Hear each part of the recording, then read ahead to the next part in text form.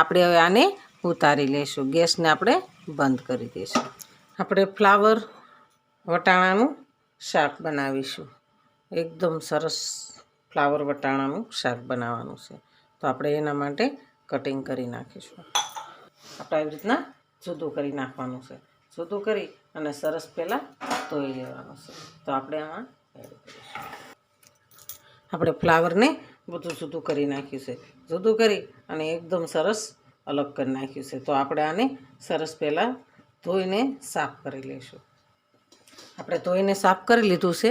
તો આપણે એને હવે અંદર બાફા મૂકવાનું છે. ફ્રાય કરી લઈશું. પહેલાં તો આપણે આપણે આની અંદર પાણી એડ કરવાનું છે. ડૂબે એટલું પાણી એડ કરવાનું છે. આપણે એમાં 1 ચમચી મીઠું એડ કરવાનું છે. આપણે ગેસને ચાલુ કરી દીધો છે. તો આપણે સરસ એકદમ બફાવા દેવાનું છે. અને આપણે એનું શાક બનાવવાનું. આપણે આને ઢાંકી દઈશું. 5 થી 10 મિનિટ 5 મિનિટ જ તે એને બફાવા દે. આપણું ફ્લાવર સરસ બફાઈ ગયું છે. એકદમ મસ્ત થઈ ગયું છે. તો આપણે એને એકદમ સરસ થઈ ગયું છે. આપણે આનું પાણી કાઢી લેવાનું છે. તો આપણે આને ઉતારી લઈશું. ઉતારીને હવે આપણે એનો વઘાર કરીશું. એકદમ સરસ આપણે ઉતારી લઈશું. પેન મૂક્યું છે. તો આપણે એનો વઘાર કરીશું. 2 પાવડા તેલ નાખીશું. આપણે જીરાનો વઘાર કરવાનો છે. તો આપણે એમાં જીરું નાખીશું. આપણે મીઠા લીમડાના પત્તા નાખીશું. આપણે એમાં હિંગ નાખીશું. આપણે 2 લીલા મરચાં કટિંગ કર્યા છે. તો 2 લીલા મરચાં નાખીશું. તો આપણે 2 ટમેટાને સમાર્યા છે. તો આપણે 2 ટમેટાને અંદર એડ આપણે સરસ એને સાતરવા દેવાના છે. આપણે એમાં સ્વાદ પ્રમાણે મીઠું, ધાણા જીરું એડ કરીશું. હળદર એડ કરીશું. આપણે સરસ સાતરવા દઈશું.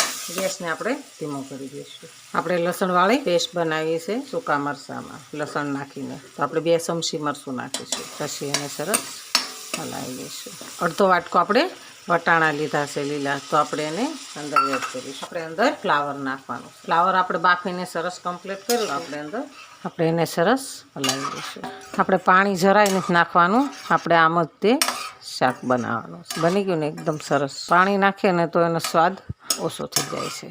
આપણે થોડી વાર એને ઢાંકી દઈશું. આપણે હવે એને જોઈ લઈશું. સરસ આપણું શાક તૈયાર છે. એકદમ સરસ મસ્ત બની ગયું છે. આપણે થોડીક સ્વાદ પ્રમાણે ખાંડ નાખીશું. આપણે લીલા સમારેલા ધાણા એડ કરીશું. આપણે સરસ હલાવી લઈશું. આપણું શાક સરસ તૈયાર છે. એકદમ મસ્ત બની ગયું છે. બની ગયું ને તો આપણે શાકને ઉતારી લઈશું. આપણું શાક સરસ તૈયાર છે. જો આ મારો વિડીયો ગમે તો લાઈક શેર અને સબસ્ક્રાઈબ કરી દેજો. રાધે રાધે.